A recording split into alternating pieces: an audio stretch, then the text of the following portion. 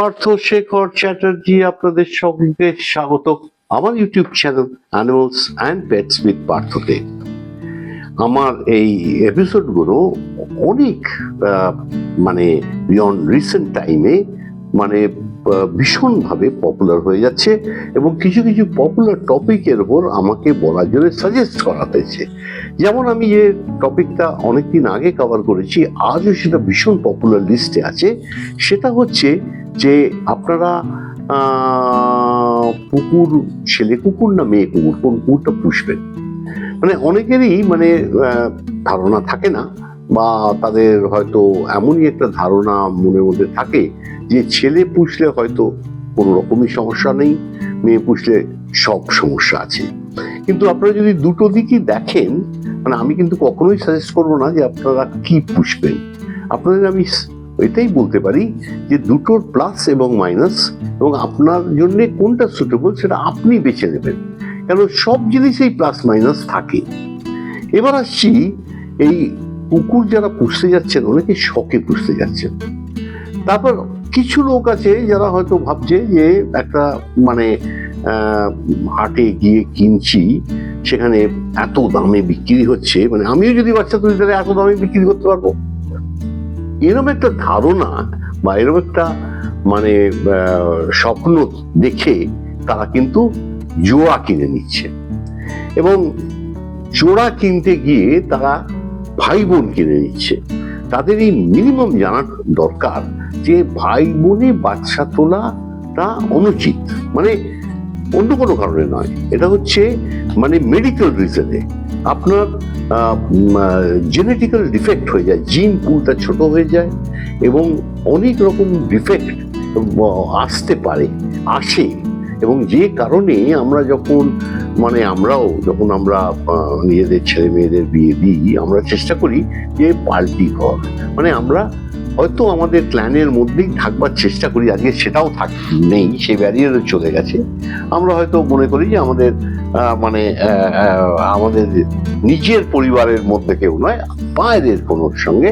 তাহলে কি হয়, এই জিন পুলটা আপনি যেই আপনি ক্লোজ ব্রিডিং করবেন বা ইনব্রিডিং করবেন, এই ভাই বোনে বা আপনার মা ছেলে, এই যে অ্যানিমাল ওয়ার্ল্ডে অনেক সময় মানুষ করে থাকে কিছুটা জেনে, খুব কম লোক করে, জেনে যারা করে তারা খুব ডিসক্রিটলি করে, তাদের মানে নলেজ আছে বলে করে।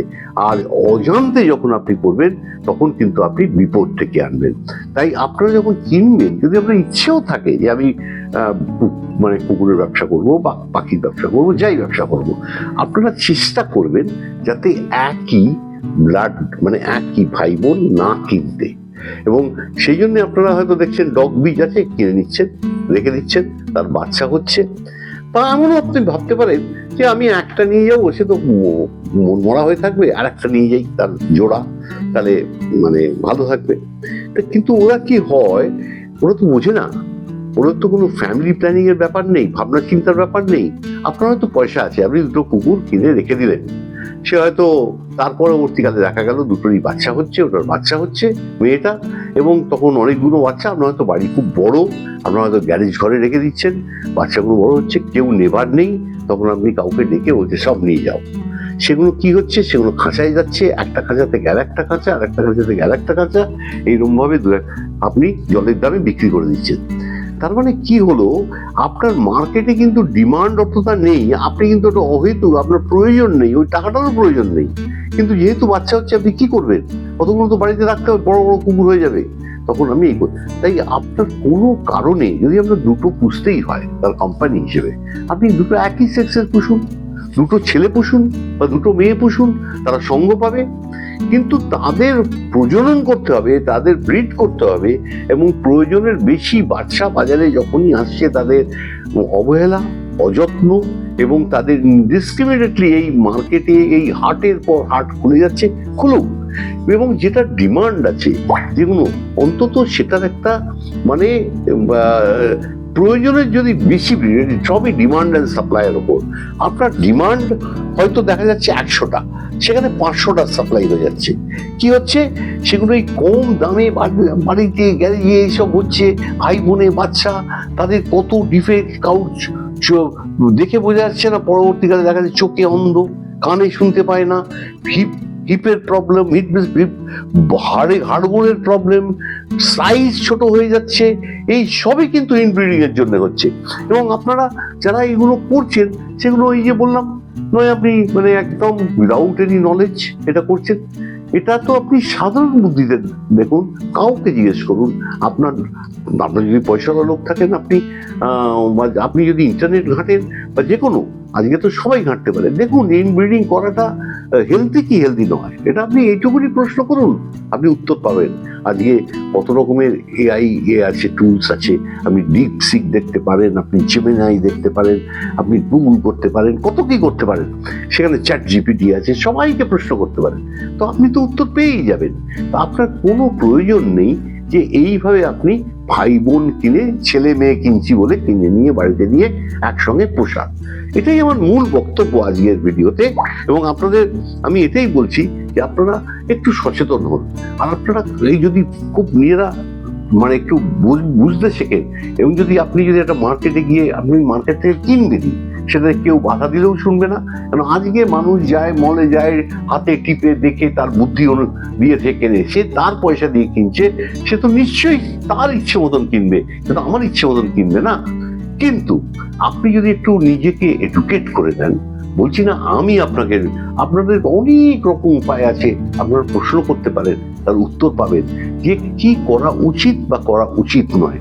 তো সেই বিচার বুদ্ধি দিয়ে আমি বলবো যে আপনারা ইনব্রিডিং করবেন না। আর প্রয়োজনের বেশি, এই যে আপনার প্রয়োজন নেই, আপনি ছেলে মেয়ে কেন কিনবেন একই আপনি। এবং আরেকটা জিনিস বলবো যে ছেলে মেয়ে আপনি পুষলেন দুটো জাতের, তাহলে কি হলো, ক্রস হয়ে গেল, সেটা আরোই নেবার লোক থাকবে না।